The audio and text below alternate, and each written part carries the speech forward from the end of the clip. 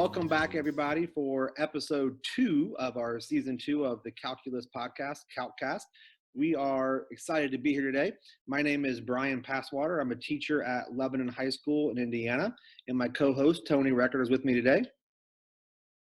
Hi everyone, it's great to be back. We're off and rolling with a great season 2, and we just seem like we keep raising the bar all the time, and I think we've got a fantastic guest today who's going to provide a wealth of information for those of us who are directly involved with the reading, for those of us certainly who are advanced placement teachers.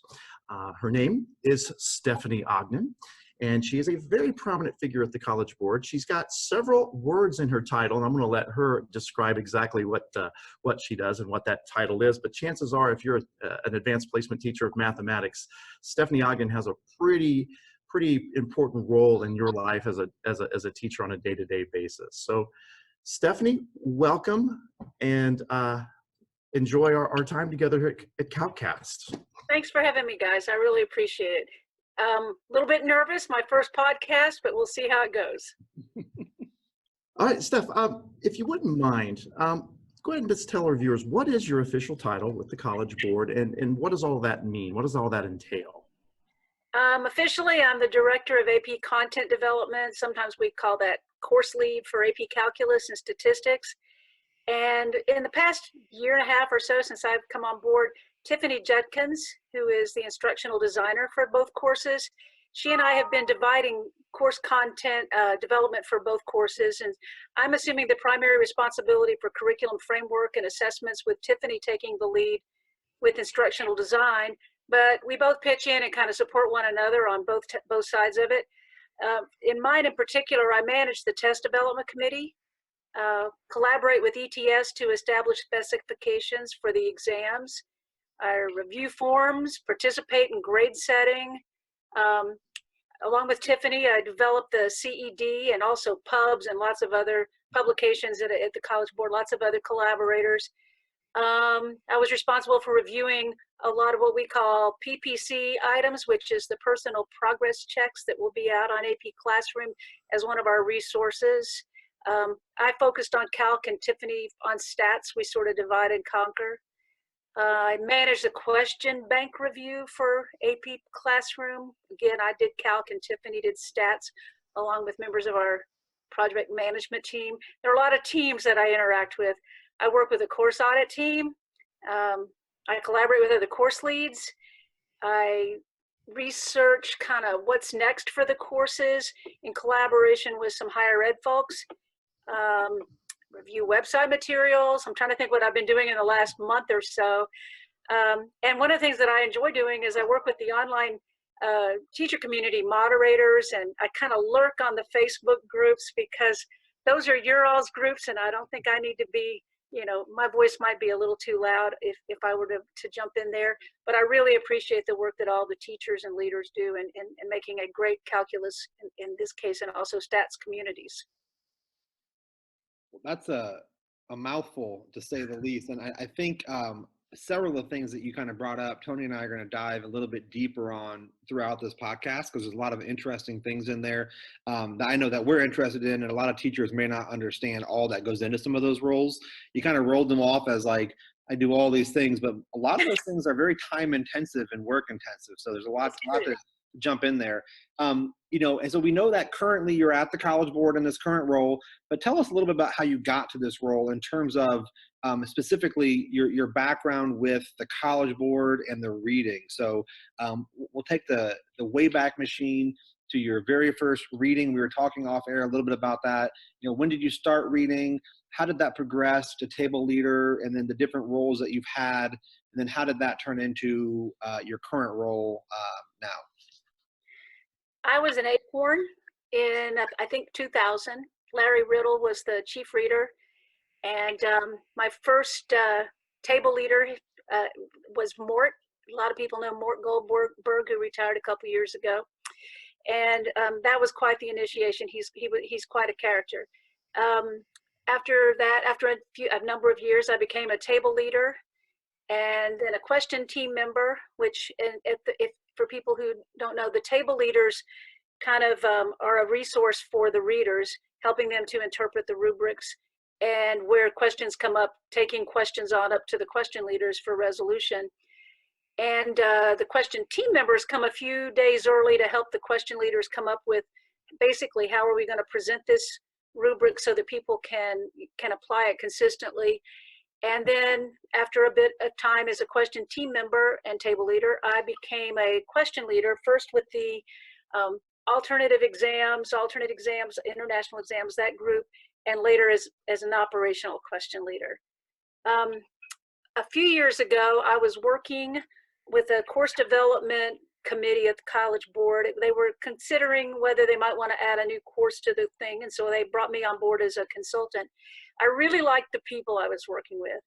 And so when I explored on the College Board website, this was 2 or 3 years or more before I was hired, I went ahead and filled out an application, and there was some sort of a digest that happened. Every now and then they'd send me jobs that they thought might be relevant to my profile, but none of them were.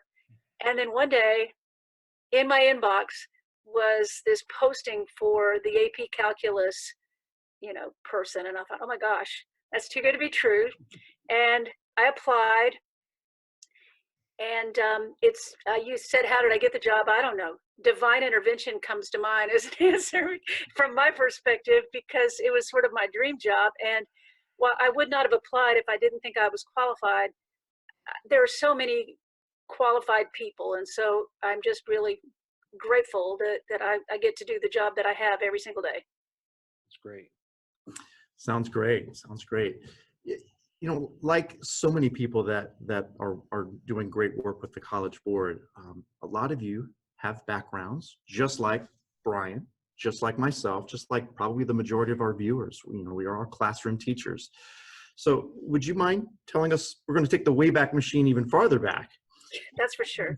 A little bit, not that far back, but. Oh no, it's farther back. It's way back. Yeah, tell us a little bit about that teaching background. Where did you teach? What were the classes that you taught? My first experience teaching was actually in higher ed. I taught at the University of Tennessee at Knoxville. And then I took a position at an independent school where my children actually went to that school, taught there for a number of years, and had the opportunity to go help start a public school, a STEM high school in our community, which was sort of fulfilling a dream of mine. And so I got to go help start the L&N STEM Academy as a project of Knox County Schools. I've been teaching since about 19 something or other, 80 something, just before a lot of the listeners might have been born, for sure. And it's who I am. It's what I do. I'm a teacher. And of all the classes that you've taught at the high school level, except for calculus, right? We'll take calculus off the board. What classes were your favorite ones to teach, and why? So what are you drawn to in terms of courses that you like to teach, and what about them excited you? Well, even when I was in higher ed, I loved to teach calculus for myself. And I always asked them to put Math 100 on my schedule once a year. And they were happy to, because most people wanted to get out of it. It was the non-credit course. And I did that because it developed me as a teacher more than some of the courses for higher performing students. And the same was true in high school. I like to teach calculus and geometry. Those were both for me. I don't know why. The first math class I loved was geometry, and the next one was calculus. It took me a while to warm up to some of the intervening ones. And then I also love to teach those lower level courses that are kind of designed to lift up those, I like to call them post-cocious students. It's like precocious, post-cocious. Being precocious means you're early, but it doesn't necessarily mean that somebody who's not early can't be excellent. And so, I like to sort of lift up those post-cocious students. It's amazing. I used to love to teach evening classes at the university when you would see sometimes re-entry students who were in their 40s thinking they couldn't do math because they couldn't when they were 16. And they did great because they were post-cocious. They just weren't precocious. And so I like to teach courses that help to lift those people up. And then this one's weird, it's off the wall. but I taught a lot of kind of interdisciplinary collaborative courses. Any one of those things that my colleagues and I could think up, I love to teach them as well. So, can you give an example of one of those courses? probably the first one that comes to mind was a course that I was able to co-develop with a colleague named Karen Falkenberg, and we went to Dartmouth where they offer a course called Engineering Concepts, and they had a summer workshop that we jumped out of that summer workshop and started a course called Engineering Concepts for the high school classroom. Problem-based learning. This was probably about 93 when this work was being done, so it was well ahead of kind of the STEM curve. But I think if you wanted to make a connection, it'd be like a lot of the STEM courses that you would be familiar with today. I got a grant and got to do a course. This one was amazing that I co-developed with some other teachers, and it involved a trip to Florence, Italy, and it was a course called Renaissance Florence that kind of looked at the intersection of the history and the politics and the art and the science and the math that was all happening at that time, and what might have caused that explosion. I've done project level collaborations with an English teacher on Chaucer and, let's just say, the plague. That'll be intriguing to people. Chaucer and population modeling and logistic growth. It was really interesting. Stuff with a history teacher on James Watt. I always like to write little problems about historic figures. You know, my students love to hear stories like that, and it connects those students who maybe are not just math students. They like to have connections to other disciplines, and so those are a lot of fun for me. Yeah, it's interesting that you mentioned some of your sort of excursions into Europe. I was very fortunate to win a grant a few summers ago and was able to travel through Europe and study the birth of calculus from, its inception in England and Leibniz's work in Paris, and even got a chance to kind of filter down into Italy. So you and I are going to have some things to talk about, I think. Yeah, maybe we'll have this conversation somewhere over the ocean. Wouldn't that be great? I always thought there should be a business for math tourism, but so far that one hasn't taken off yet. Sign us up, right? All three of us, we'd take that. Yeah, definitely. Yeah, my husband has graciously gone along with me on trips to follow Zeno of Elea to the home of Napier and Edinburgh, looking, found the developer of logarithms. I'm always dragging him out somewhere like that, and usually there's nothing to see because there is no math tourism. But you just go and try to feel their presence and see if you hear their voice in the wind a little bit or something. It's fantastic. It's great. Yeah. Okay, let's take you back to your AP Calculus classroom and think about what were some of the favorite topics, some of the favorite unit sections that you enjoyed to teach. Probably the ones I like to teach the best were the ones that I actually learned something and I couldn't wait to share it. After having been a good math student myself, I learned something new and I couldn't wait to share it. And so one example of that is Benita Albert. Many people have heard of Benita. She was actually one of my college calculus teachers back in the day, and she was also my workshop consultant when I first began teaching AP. And she shared with us some materials that she developed for teaching the fundamental theorem, and it just blew my mind. I thought, I never thought of it that way before. And, therefore I love to teach the fundamental theorem using some of the materials that she had developed that let you think about things like these accumulation functions graphically, but also, just doing things like optimization problems and even evaluating those things was new to me. That isn't the way I learned it when I was in college. And so I learned something new and I wanted to share it and couldn't wait to do it with my students. I also like to teach verbal problems because I think that I've gotten to be that's challenging for students. Things like related rates and optimization and accumulation, even problems, trying to help them to figure out what in the language helps them to how to translate that into mathematical content and skills that they understand and can apply. And so I really like to teach those kinds of problems as well. So on the other side of that coin, it's kind of a two-part question for you. Number one, what was one topic that when you maybe first started teaching calculus, you felt like you didn't do a great job of, but you learned strategies to make it better, right? That you got better at, and what did you do to get better at it? And then were there any topics that you feel like even now as a seasoned veteran with all this experience, that every year you always felt like my kids still don't quite understand this? Or what were those really just challenging topics that even with vast experience and resources and knowledge, we still feel like we're inadequate in some ways?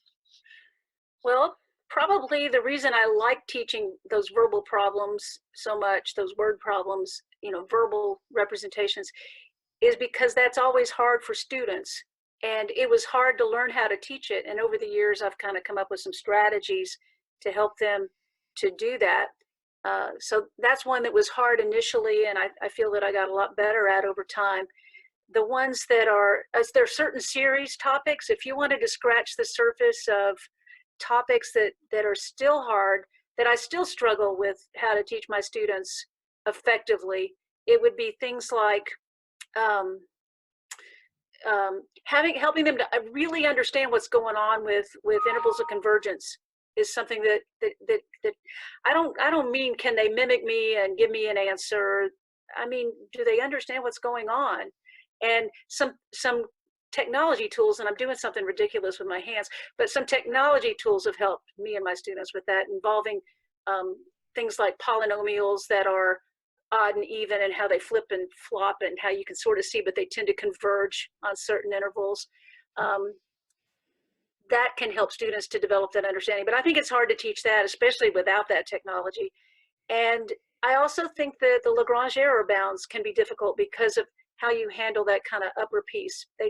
It's at best mechanical at the end of the game for most of my students. Very few of them really understand it. And I think that most calculus students from the first year course walk away with a follower's understanding of series rather than a deep understanding of series. So I'm not, with the exception of, I think stuff like, Taylor series and all, I think students get that. They're able to get that at the end of the first year, especially students who are like primed and ready.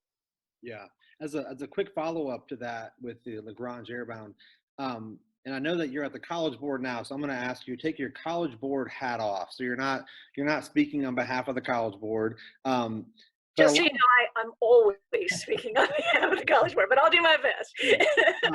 But just as a teacher with experience, thinking about teachers who are doing BC, when you do, you mentioned Lagrange error, how people a lot of times it's just a mimic and a process for them.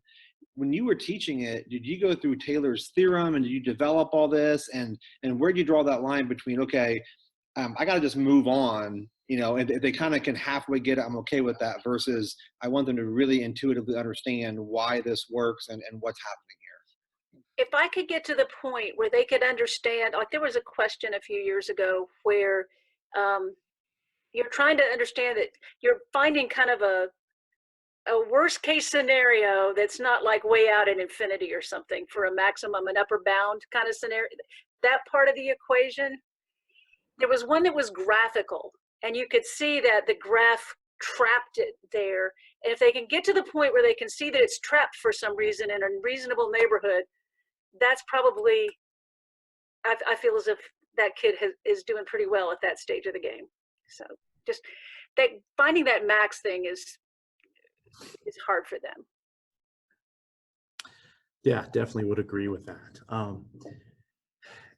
Anyone who's been around the AP exam for a significant amount of time, whether they're a teacher, a reader in leadership, they probably innately develop this kind of favorite type of question or favorite question.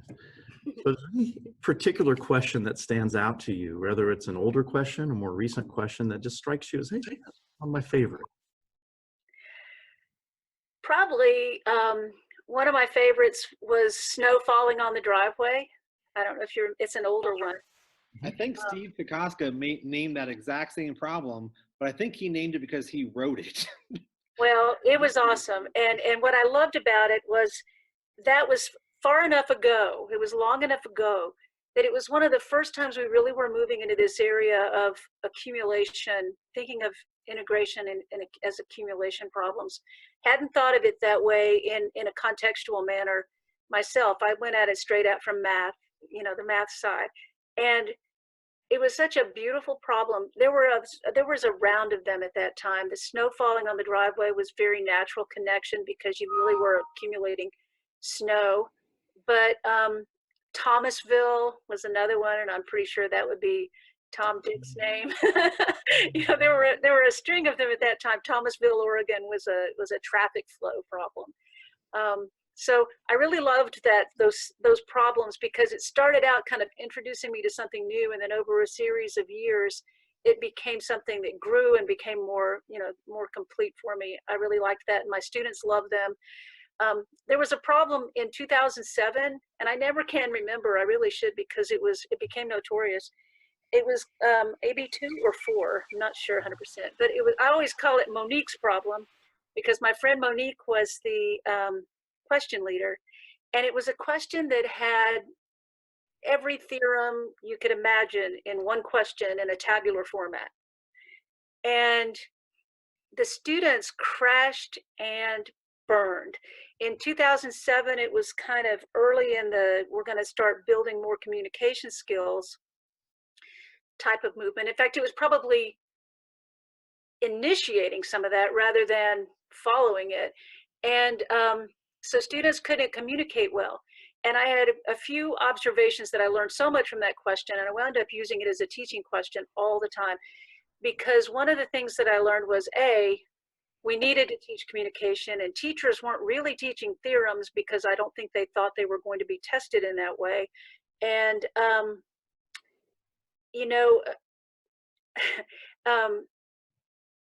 and other things that you kind of learn from that question were just how to apply the theorems.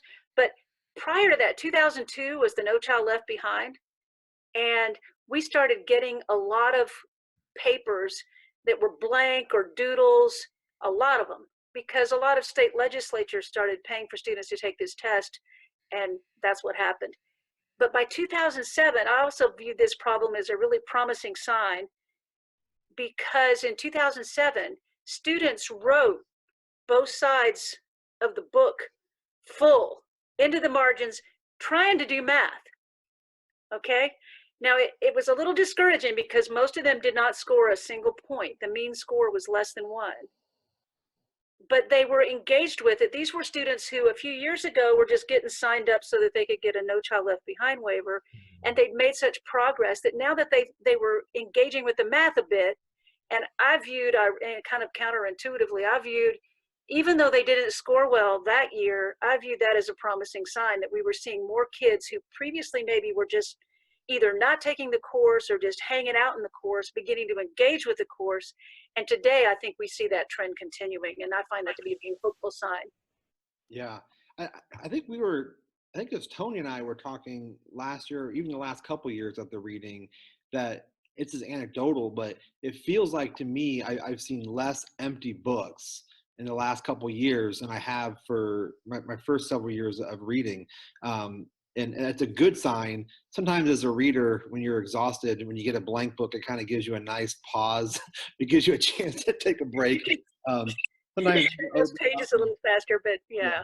Sometimes when they open it up and it has a whole, like you said, the whole entire problem is filled out, with words, you're just like, okay, here we go. I got to catch a breath. I can read all of this and make sure that I'm grading properly. I am not going to lie. That year was brutal for the readers because you really did have to read so much, and you'd be hopeful there's going to be a point, and then no, they didn't, something happened. They didn't earn the point. And so it was difficult. It was a difficult question to read. It was difficult for the question leader. It was probably difficult for whoever wrote it, but it was a great learning question. So from that perspective, I'm not sure it was a great assessment question, but it was a great learning question. Yeah, and if anybody watching this is not 100% familiar with the problem she's talking about, I believe it was the AB4 from 2007, and I think the average was 0.96. A lot of teachers still use that to this day, I think. But I tell them, like you mentioned this, you know, and this is pure speculation, Stephanie, but if that problem were given this year, what do you think the average would have been? So we've had 10 years, 11 years of teachers teaching communication, theorems, IBT, MBT. How do you think that would have scored in 2019? There are two factors involved in that question. One was the writing, and the other was the fact that it was all in one question. Mm-hmm. If you'd had a part A like that together with a B and a C that was something else, you know, they would do even better in my estimation. The fact that they were all in one question might have sort of just worn some kids down, but I bet that it would score much better today. I don't even want to speculate because we kind of see a lot of scores average, you know, good questions averaging in at 4-ish. This one might have been a bit low, but it would not have been sub 1. I'm quite confident of that. Yeah, I have a feeling we would have seen at least a 2.0 to 2.3 somewhere in there. People are much better at the IBT and MBT. I think part of that problem too, that it had a composite function as well. So it was a table, but it wasn't just here's a table, you use IBT, MBT. It was you had to use some other function H. And I think there would have been, and Tony probably remembers this as well, but I think there was an inverse tangent. There was an inverse. What it was it wasn't an inverse tangent. It was a general inverse function. Yes, so they had to know the general rule, which you know, a lot of kids don't remember that. So it was interesting. So, you know, speaking of the reading, what is your schedule this summer? So are you going to be at the reading at all? What will your role be when you're there? How, before you had to kind of go for 2 weeks, right? Stats and calc, but then with all of your consolidated power now, you forced the calc exam to be with the stats exam, I'm assuming, right? That was probably your doing. No, it was not my doing. It had nothing to do with me at all. But I will say that I wasn't at both readings before. Now I was 2 weeks at the calc reading because I was at the pre-reading, you know. But now the reason it was moved was literally because the having a late testing and an early, you know, being in the first week of readings meant that we didn't get our books in a timely manner, and we were behind the whole reading for a few years' time. And so you may remember people were reading late the last few years, and so it just was logistically not working well. So for logistic reasons, they switched it up so that they could have enough time to get the books to us in a timely manner, so that we could hopefully finish on time this year. I've got my fingers crossed for that. The stats reading is I've got my stats hat on for this year's reading, because they have a new chief reader, so I will be supporting him in reading duties and hanging out, you know, popping over every now and then to say hi to calc or maybe seeing people after work. But my primary role at this year's reading will be to be a support person at the stats reading. Will you be doing one of the forum nights like you did last year? One of the informational nights for the calculus people, or just for stats only this year? No, I'll be at both open forums. Okay. And I was at both open forums in previous years also. You're right. They did span, and so last year when I came early for calc and stayed through the stats open forum. I'm not sure that I'll be doing the main College Board presentation at open forum, but I'll be there for the content part for sure. So I look forward to seeing everybody at the open forum. Great. Outside of the open forum, what are some of your other favorite events that you like that are associated with the reading? Maybe they might be professional, maybe some social, because we might have some social, not unprofessional. / social. You know, we may have some viewers that are still, you know, new to the reading. We may have some acorns. You know, my first one of the early events is they have a gathering that greets the new acorns. I love to go to that. You know, as a reading leader, I would go and stay there, come early, stay late, because I love to meet the new acorns and make them feel welcome. And if you're not a new reader, if you're not an acorn, you know, your job is to make them part of the family. The professional night's usually really good, but really, I mean, if you ask any of us, I bet we would all agree that just hanging out with friends after work and doing the things we do, you know. I have a friend, one of my good friends is Poke. People might know Poke. And That's not his given name, but it's his real name. And his name is Gerald Pokel. So it's that's what his name is, Poke. And one year when I think we were at Colorado State, I'm not sure, but it was when the whole Harry Potter thing first kind of burst on the scene. And he looked around and saw the people that I love these people. I've known them, even though I only know them at readings, I've known them for 20 years as if I worked with them every day almost. I really do. I love these people. And he's looking around smiling, kind of at our reunion. And at some point he said,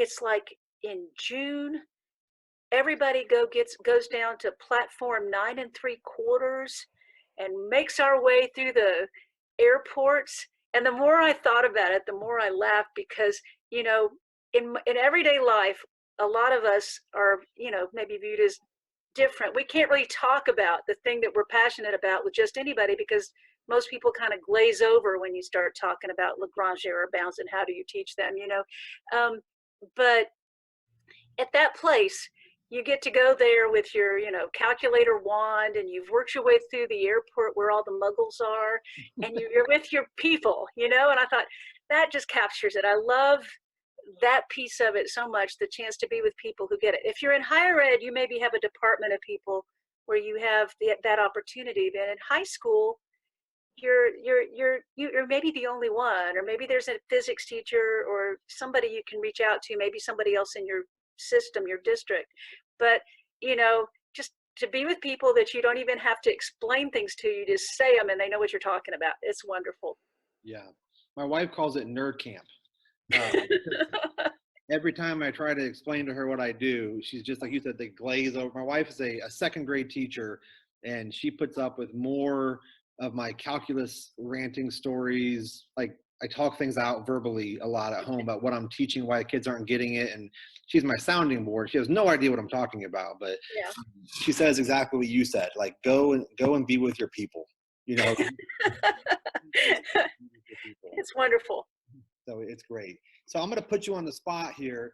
So you're going to be in Kansas City. You'll be there for the whole reading, you said, this time again, and the pre-reading? I'll be there June 6th, which is pre-reading, through 14th, which is it's before the end of the reading. I'll leave the 14th. Okay, so while you're in Kansas City, so if anybody's a reader, this is the inside scoop. 3 restaurants, your three of your favorite places. What are your have to goes, or that you would recommend to somebody going to Kansas City? Well, I hate to give away my secrets. I'm just kidding. I have a group of friends, and we celebrate an anniversary. And when we have a special night going on, we go to Lidias. We like Lidias. And in fact, one year when we were there, Lydia was actually on site. She does, I don't know if anybody knows who she is, but she does a Food Network TV show, Lydia Bastianich, and she was there, so that was fun. Okay, have you ever been to the Quaff? Mm-hmm. The Quaff is a kind of a sports bar, in the sense that you play pool and, what is that, skee ball? Is that the thing that you slide? No. Yeah. No, not skee ball. What is that thing called? Is it shuffle or? Oh, it's like shuffleboard. Oh, yeah, it's like that. Okay. Anyway, they've got it has kind of a, I don't want to say a dive quality, but it might have a dive quality in some people's opinion. But it's a fun place to hang out with friends. And you said to name 3. I usually am a follower when it comes to food, because if I were to lead, nobody would be happy but me. I have certain food restrictions, and so I always would rather go any place my friends want to go is my favorite place to be. We like to go to the place. Both of the hotel restaurants are nice. The brasserie at the Westin, and the one over at Sheraton is also nice. So those are both great places to go and hang out. So I've always stayed at the Westin, and I think all the years I've been there, I've been at the Westin, and I will tell you, if you're a reader, when you check in, you can opt out of the towels and the room service, which I always do, and they give you like a $5 food voucher. And so one night I save all those up, and then one night I eat. They have a really good filet at the Westin Hotel. And then usually Tony ends up saving all of his and then not using them. So the day that we leave, Tony and I and another friend of ours, Lee, we drive over from Indianapolis together. We kind of take the road trip together. So usually the morning after the reading, we are headed home, but Tony hasn't spent his cards yet. So we always get a free breakfast on Tony the last day as well. So we always have to keep him not to use those. So Tony, what's your favorite, by the way? Because I noticed you didn't mention any barbecue places, Stephanie. So I don't One know of my food things, I don't eat meat, but I can tell you what the good barbecue places are. I'll go to them anyway. I don't care. I'll eat potato salad just to be with my friends. Yeah. What's yours? What's your favorite place, Tony? See, I'm taking notes here because this is important stuff. But Stephanie had me at Lidias. You won't really associate, Italian food. It's Kansas City, but it is just fantastic. I think it's the best Italian restaurant I think I've ever been to, and it's so convenient. It's right smack dab between the convention center and the hotel, and that's just a can't miss for me. I have to make sure I enjoy Lidias. Yeah, I think we might have one year, Tony. I think we may have gone there twice one year, even. Like the first night we got in town, and I think you were craving it so bad you convinced us to go back a second time, or we were thinking about charge. Yeah, I am guilty. And I think, Stephanie, I don't know how often Lydia comes in, but I know 2 or 3 years ago I was there with Karen Miksch from the National Math and Science Initiative doing some work, and she was there, and she was taking photos with everybody, and a little green screen, and she was the nicest lady I could have imagined. She was. If you, we've been to I've been to a few barbecue places. One time, the guy who runs the bus company is very accommodating of readers. His name is Chuck, and I mean the people that run the readers back and forth between the hotels and the convention center, and he allows his drivers to kind of take you off that route on at night if there's not a big crowd involved. And he took us, the bus driver took us one time. Oh my gosh, Bryant. Arthur Bryant, everybody like that. And that's kind of like a dive place too, right? He is. The best barbecue places often are. Yep. And by the way, the nice thing to do is to tip those guys. I think that's why Chuck lets them do it. And then another place that we've gone, I don't even remember the name of it. It's up there kind of behind the Westin and the Jack Stacks? No, I would call that in front of. Maybe that's just my own silly referencing. But yeah, if you go, Jack Stack is also good. We often have our leader dinners there and so forth. Very good, more upscale or less divey. The one I'm thinking of is if you go the opposite direction from the convention center, maybe a mile or so the other way, maybe not even that far. I have a picture in my mind of Steve Kokoska sliding around on that floor like he's doing the moonwalk, because the best barbecue restaurants have a greasy floor. That just seems to be the way it is. And if you're a reader, I will put a pitch in for Arthur Bryants as well. I'm a big barbecue fan. Tony always wants to go to Lidias twice when we're at the reading. I always want to go to Jack Stacks twice at the reading because I like it. And they have so many different things. You can, you want to get burnt ends one time and something else the next time. But I tell you what, my first year at the reading, or my second year, Tony, you may have been with us, a good friend of ours named Lee, who we travel with, we heard about this Arthur Bryant's. And when you hear the name, it sounds very classy. It sounds like a high-end restaurant. And so Lee, there were like maybe 6 or 7 of us that were going to go to dinner one of the first nights. And so he calls Arthur Bryant's to make a reservation. And the guy just laughed on the phone and hung up the phone. And that was weird. So we showed up there and we're like, yeah, this is not, this is just a really good barbecue place that is kind of in the middle of town. We walk there. I remember walking back. They have like a jazz festival, it's like a jazz part of town, and there's some kind of jazz festival going on. So there's a lot of live music on the way back. But there's good jazz in Kansas City. There's the Green Lady, Green Lantern, Green something. It's between the hotels and the convention center. Green Lady is my first recollection. Yeah. I went there one night with some folks who were really into jazz, and it was just each set was a different performer, or group, all of the ones I heard were good. So Yeah. Wow, all this talk about food, I think now we're starving to death. And okay, so let's switch topics here just a little bit. I guess unless you've been living in a cave, you probably are aware that there's some changes abound for the 2019-2020 school year. And now that May 20th has come and gone, I think we can talk a little bit about those, Stephanie. So what would you like to say about some of the changes that some AP Calc and statistics teachers may be seeing? I'll just highlight some of the key resources, and I want to rely on you guys to help me out here because I've been doing that for a long time. You know, Brian has been on our instructional design team and as a consultant, so he's probably well versed in all of this. I guess the thing that people had asked for was a searchable question bank, and that has been delivered. I'm wondering if either of you did any work on the tagging for that. I did, Stephanie, and I don't want to tag another question for the rest of my life. I was gonna say, I hated to bring it up. It's not fun. It's hard work. They had a spreadsheet that was just, if you had 3 screens set up, it could still like spread across them all if you had it on any reasonable scale. And they had to tag every item pretty much for everything that's ever been done, you know, for a million dimensions so that teachers could search for those. So if you want the search engine to deliver to you a set of questions that are from the unit on whatever, chain rule, if you want something about chain rule, you find that topic, you search on that. If you want something that helps students develop a particular skill that you think they're weak at, search on that. It'll return to you all the questions that meet your search criteria. And that wasn't possible without a lot of tagging.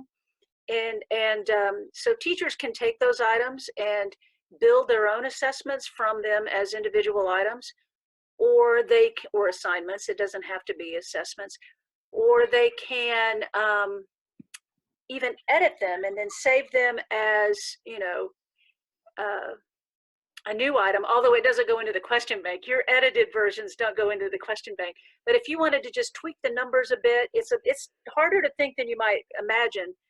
It's harder to do than you might imagine to come up with good distractors, but people can do that so that they have a unique item, the question bank.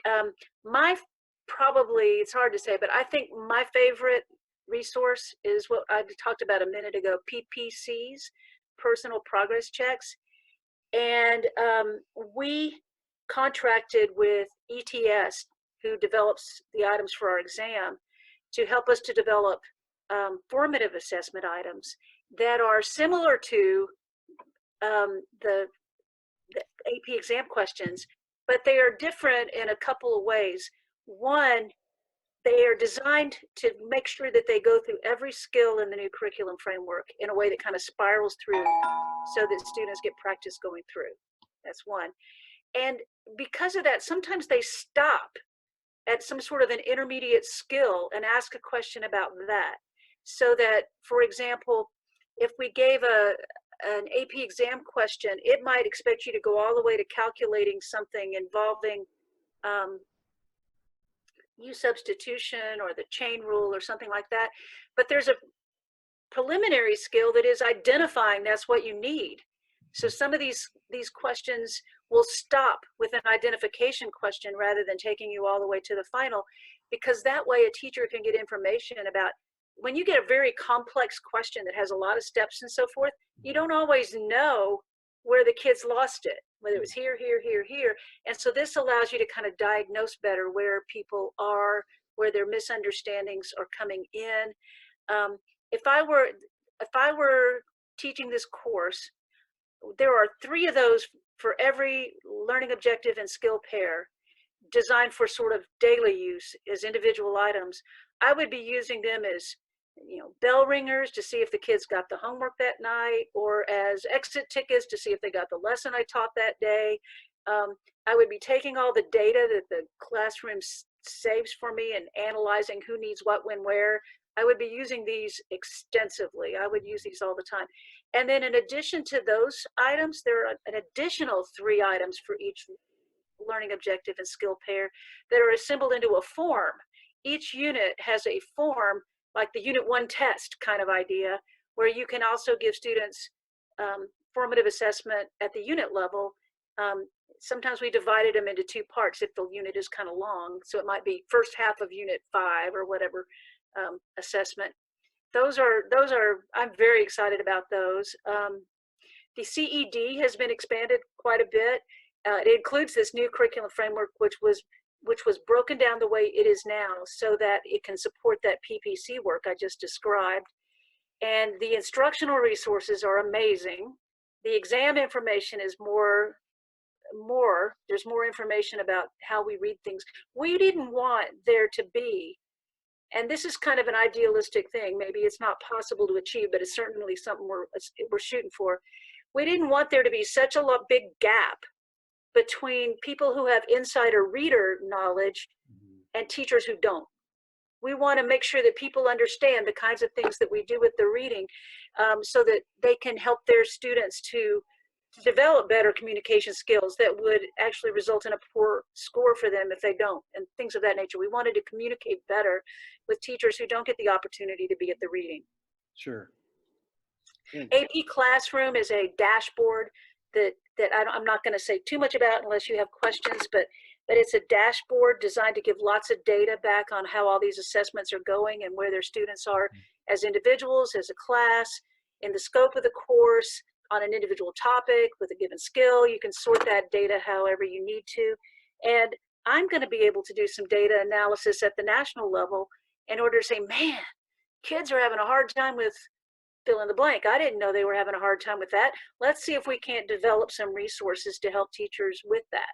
So that's great. And, you know, many of our listeners are probably aware that there was a new curriculum framework in 2016. Is that when it came out, 2016? yes. And our friend, Ben Hedrick, it was instrumental on that part of it, right? And then, you know, here we are just a few years later, we're kind of redoing it. But just to reiterate what you were mentioning earlier, I've said this many times, you've added nothing new, you've taken nothing out.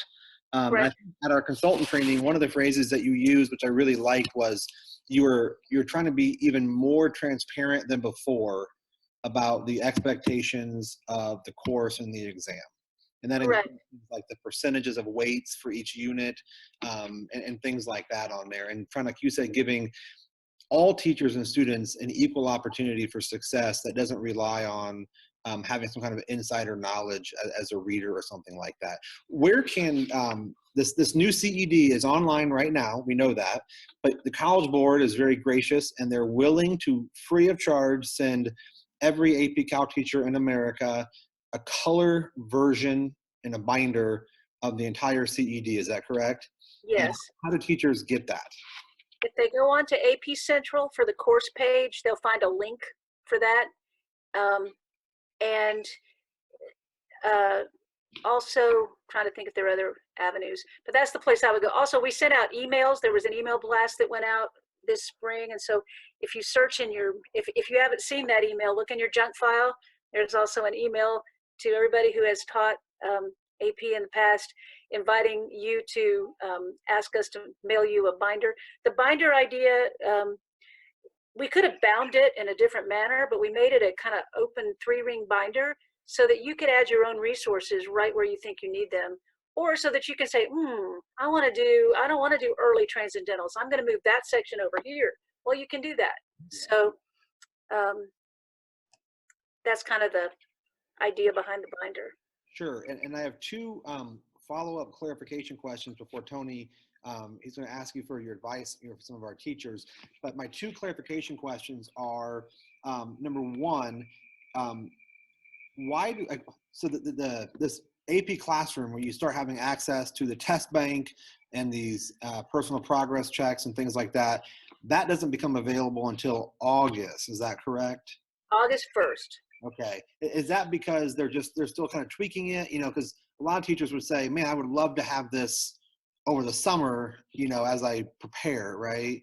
Is that because this is all brand new, but in the future, will it always be August 1st, or is it because this is a new initiative?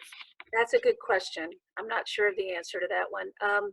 I will say that August 1st was viewed as, there are a few schools in this country that start school about then, but that was about as early as we thought we could push it back and still accomplish all of our deliverables, at least for this year. And I don't know the answer to your question about future years. I will encourage, though, to meet the needs that people have. The AP Classroom itself, the online platform, is going to be a really convenient way to kind of look at a page and click a button, just click away and find all these resources I'm talking about. But in the meantime, you can familiarize yourself with the framework, which is already available online, and you can also get your binder version of it and start thinking about how you want to organize your course based on that information. So you do have planning information. You just don't have the ability to click out there and figure out, I'm going to assign these personal progress checks in October, and though you don't have the ability to do that. Sure. But you do have the ability to kind of do curriculum planning. Sure. Yeah, and I think what I love about the binder is the percentages per unit that you guys have laid out.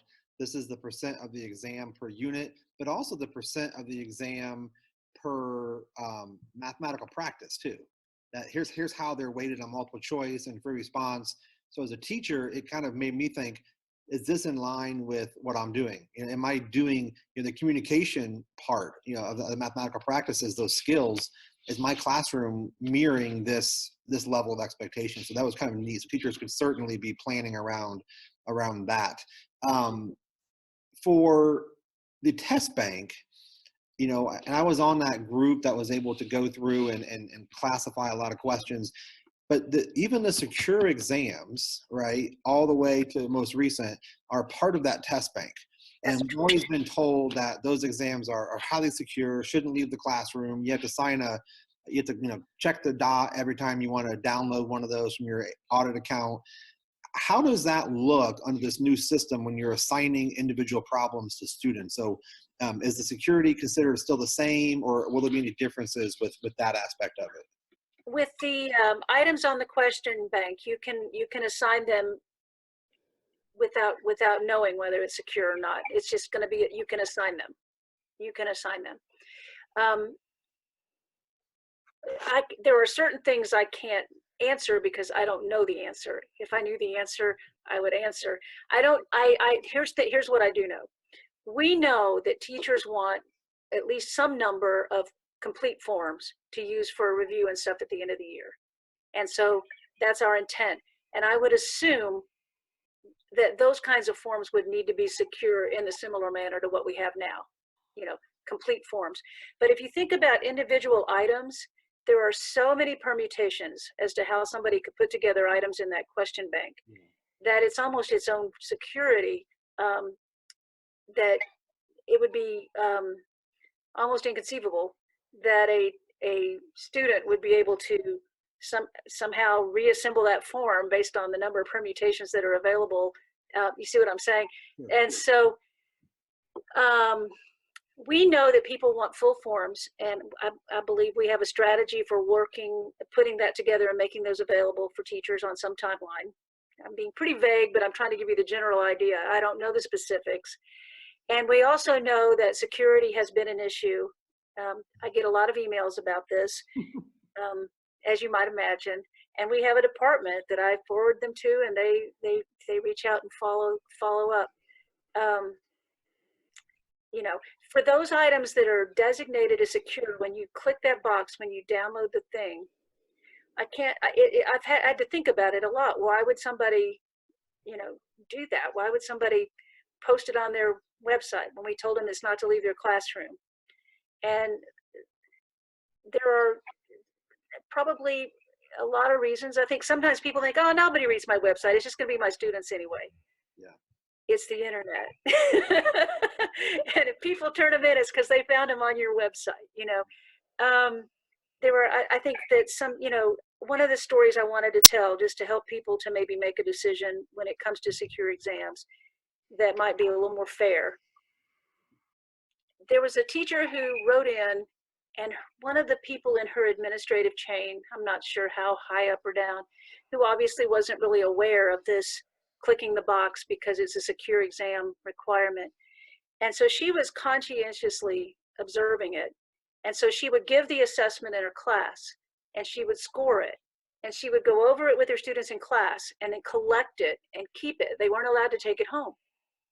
And one of the parents said, well, I want to take it home. I want my child to have the tutor to be able to work through it with my child. And the teacher said, that's normally a reasonable request, obviously. If this were my exam, I would do that. But because of this, the source of this exam, I'm not allowed to do that. I clicked a box. I can't release it to your tutor. And this was one of those parents who didn't listen to what the teacher said in this case. And the administrator was in her classroom saying, that's a reasonable request. You give that exam to those people. And it put this teacher in the position of having to stand up to her administrator while other teachers were posting their stuff online. And so, you know, I wish when it comes to secure exams, I hope that people who are considering what to do might think about the fact that it's unfair to people who are playing by the rules for some to not play by the rules. So even though the test bank will have the secure items in there individually and teachers might assign them, we're still going to be keeping the exams in our audit. So even though individual questions that might be in the test bank, we're still going to keep those exams secure. So even though they're in the test bank, you don't get to release the whole exam on your website still or send it out. I may be unclear. I may have been unclear. I don't know whether it will be the same exams on the audit. I would kind of assume we're creating new ones. But I don't know that for sure. And whatever we do have on the audit, which is designated as secure, should still be treated as secure as a form. That's basically the idea there. And if it's in the question bank, you can use it as you would. We are giving them to you to use as you wish. Okay. Great. All right, switching gears a little bit here. There's no secret that the amount of students that are sitting for the advanced placement calculus exam has steadily increased over the last several years. And, you know, that only translates into, you know, larger, more robust growth within the schools in AP Calculus enrollment, schools adding the program, schools adding sections. Of course, we've got great veteran teachers that are retiring, so that does kind of create a little bit of a turnover. And as you know, as consultants, Brian and I are seeing more and more new or newer teachers coming into the fold to teach advanced placement calculus. Pick 2 or 3 things, Stephanie. What would you like to say to a new or newer AP calculus teacher? I would encourage teachers to enroll their classes in AP Classroom the very first week of school and click away. Just click, click, click, click, click, click, click. Navigate that thing until you understand it. And every single item, multiple choice item, free response item that we provide, either as a personal progress check or as a question bank item, I'm not sure about the question bank items, but I am sure about the personal progress checks, has a rationale for both the right answer and the wrong answers.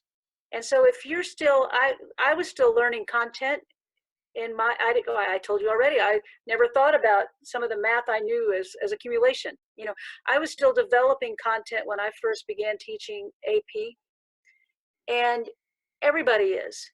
And so reading through those rationales is going to be so helpful if you have an issue with content that you'd like to work on.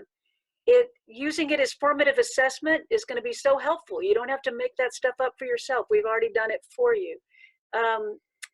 You know, you probably have questions about how to design your scope and sequence. Start with what we provided. You can tweak it if you want to, but start with what we provided. On a daily basis, what kind of instructional activity might I want to use? It's in there. So click, click, click, click, click. Use that AP Classroom as a resource that will help you with your planning, with your formative assessment and your summative assessment, so that you have you have the College Board walking with you through your first year. And I guess the second thing is, this is really important. You need to find a friend, a mentor, a village at your school, I don't know, or in your district, you need to find people who can walk with you through this. It might be your workshop consultant. It might be a senior teacher at your school. It might be a podcast. You know, find ways to connect with the Calc community so that you can develop. How many of you, I mean, you know this, guys, when you go on the Facebook page, the online teacher community, all those things, that's a great way to find out what other people are doing, and to learn the tricks of the trade, so to speak. Exactly. Exactly. If you're not a member of the Facebook group, AP Calculus AB/BC Teachers, join. Absolutely. So Stephanie, in all of our CalcCasts, we play a little game called Fast 5 Questions. Oh no. I'm going to ask you 5 questions, and then hopefully I just get the natural answer. You might want to think about it a little bit, but there's no right or wrong answer. So 5 quick questions for us to learn a little bit more about you outside of your mathness. Okay. There's not much left. There's always good stuff out there. So Okay. question number 1, what would you be doing if you were not a teacher? I can't even imagine. I wanted to, when I was a 12-year-old, I intended to go to medical school.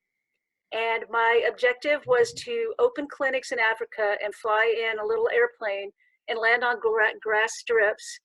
And the airplane was a really important part of this model.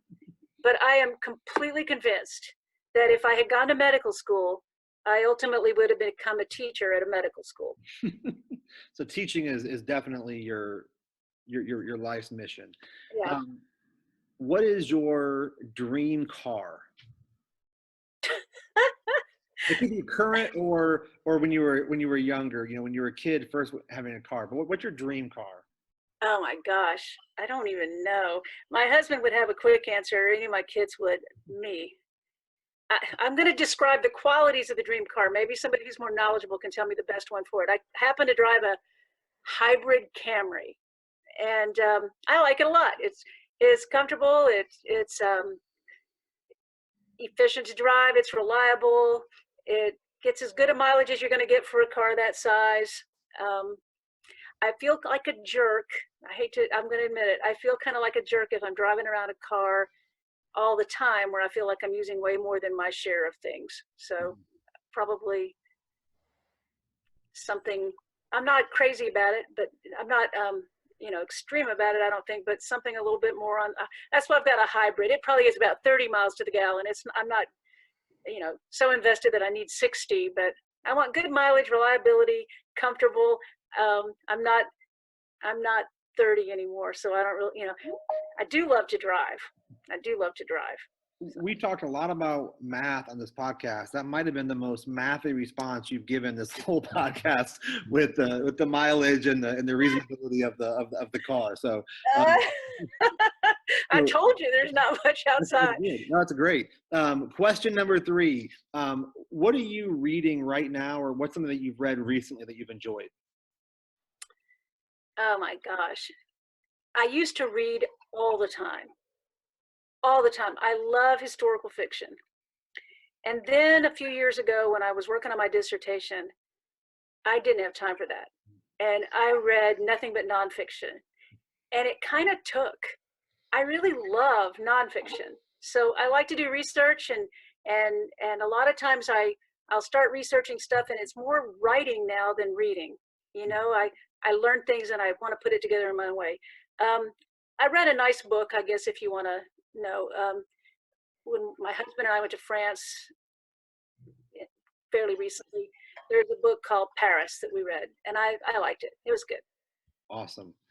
So I don't know if you have any opportunities this summer or not, but question number 4, if you're able to have your dream vacation or your favorite vacation spot that you like to go to each year, every so often, what's the perfect vacation for you? I used to make fun of my in-laws because they never went on a trip unless there was a grandchild at the location. And now I can't make fun of them anymore. I love to go to Colorado to see my granddaughter. I love to go to South Texas to see my parents. But beyond that, most of my travel is an opportunity to explore and learn and follow up some research interest that I've got going on. I love this summer. My husband had never been to Venice, and so for the Labor Day weekend, we're going to go to Venice. That's awesome. And then finally, question number 5. I'm going to give you 3 choices, but name either your favorite movie or your favorite TV show that's either current or on Netflix, or your favorite like Broadway show. So I'm not sure which genre that you like the most, but you can pick one of those. And what's your favorite movie, television show, or Broadway show? Everybody who knows me well knows that I don't go to very many movies because I think it's rude for them to occupy my full attention for as long as they do. So it has to be a really good movie for me to be willing to give them that much of my time. And I'm going to give you a couple movies that would be on my list that I would spend the time to watch again and again. And one of them is older. It's called Life is Beautiful. And it's in Italian. And funny story, I was in the theater watching it. It had subtitles. And anyway, I'm sitting there, and it's Roberto Benigni, and it's a wonderful, wonderful movie that's about so much more than it seems like it's about. And I was sitting there, and all of a sudden I went, I'm understanding every word he's saying. I can understand Italian. And then I realized I was reading the subtitle. I thought I'd learned Italian while watching this movie. It was amazing. And then another one that I really liked. I it's maybe a stereotypical for me to be citing a math movie, but I really liked. Oh my gosh, what's it called? The one about the NASA, the women. Hidden Figures, right? Yeah, Hidden Figures. That's the name of it. I love that movie. I love that movie a lot. And its star, Euler's method. Definitely. The math in there was not at all inaccessible. I really liked it. Great. Thanks for playing. Yeah. Stephanie, Brian and I were also going to play another fun game with you, AP Trivia, but we're going to go ahead and cut that short a little bit because we know that we're running a little bit over on time. The question was going to be, who have Brian and I's favorite table leaders, and question teams, and chief reader? And the answer is all of them, everyone. So I would like to ask you, if you could select just one just rewarding experience that you had as a classroom teacher, and now in your new position, maybe the most rewarding experience that you've gained here just recently in the last few months, what would those 2 things be? Well, it's not a good answer because it's very general, but it's hard for me to, maybe I could look for a particular instance, but the answer would be the same. And I used to say to my students that I was so grateful that they welcomed me into their lives, and through them gave me the opportunity to kind of touch the future. And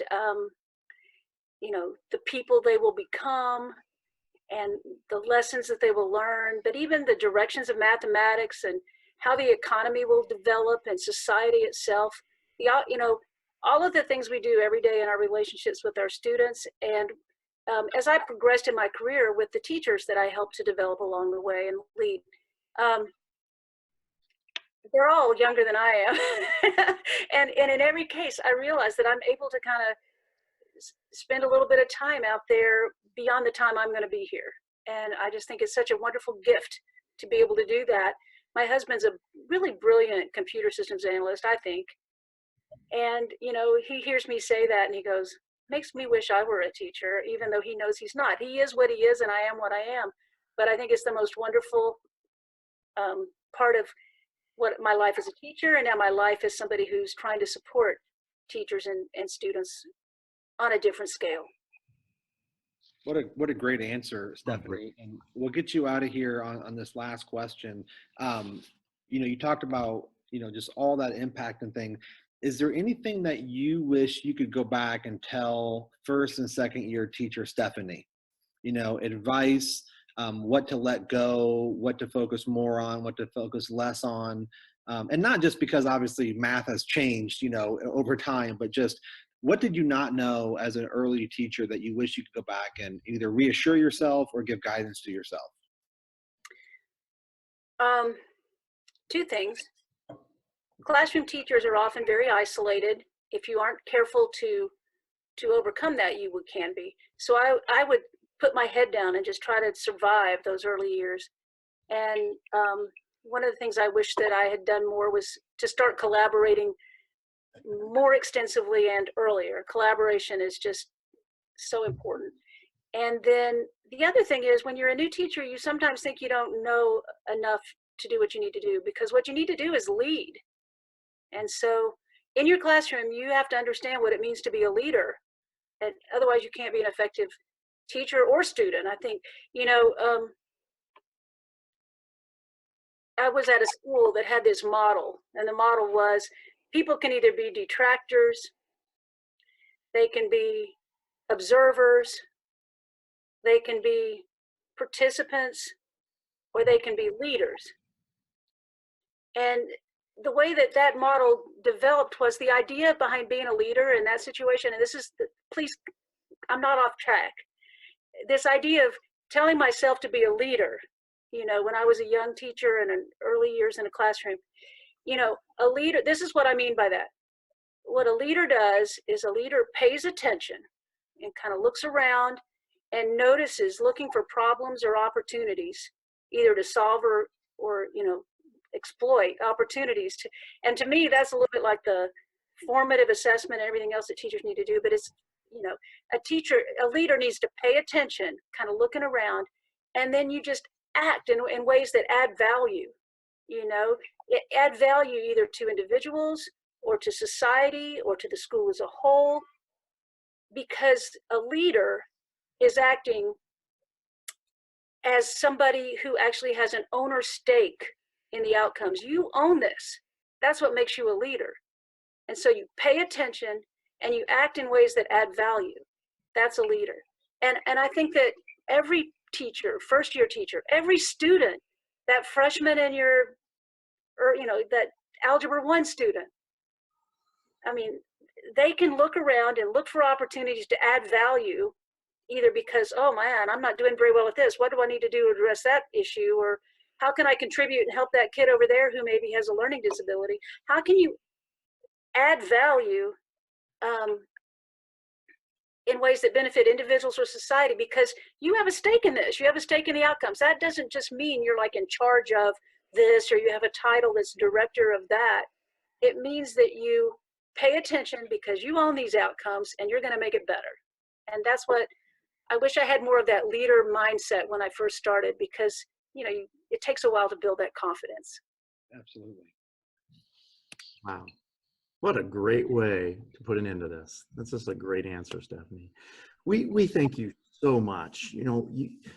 Your work and of course Ben's work, prior, has just been so valuable in a period of tremendous growth, in a period of a little bit of change with advanced placement calculus. And I know that it certainly has helped Brian and I grow as teachers, and now, growing as consultants with the College Board. And I think a lot of our viewers can probably say the same things. Just fantastic. We thank you so much for taking some time and joining us today. Well, I really appreciate your having me. And I'm trusting you to edit out all the things where I was stammering or incoherent, and everybody will think I'm just brilliant. I think we already know that you're brilliant, Stephanie. I think, if you're watching this and Stephanie, all these things are true, but if you're not as familiar with her, in her humility, she overlooks all the things that she has been instrumental on, between the CED and the work that she's done. You're always the first person to give credit to the team and everybody around you, but you were mentioning leadership, in your last response. And I think you have proven to be a servant leader for the calculus community, and the College Board is fortunate to have you. So I hope if you're at the reading this year, whether you're a first-time reader or a 30th year reader, definitely make it out to the forum night, and then let Stephanie know how much you appreciate the work that she's put in the past, and also currently as well. So Stephanie, we thank you again. You've given us more time than I asked for, and I apologize for that. But you've been wonderful, and we appreciated all your thoughtful responses today. Thanks, guys. Wonderful. And we will see you in a few short weeks, right? That's right. Maybe at the quaff Yeah. or at Lydia's. Lidias for sure. Okay. Thank you guys. Again, everyone, on behalf of Tony and I, we want to thank you again for our second episode of the season. And Tony hit it right on the head. I mean, we keep getting just wonderful guests with tremendous insight and knowledge. So we want to thank Stephanie again, and we'll see you at the next one. Thanks for joining us, everybody.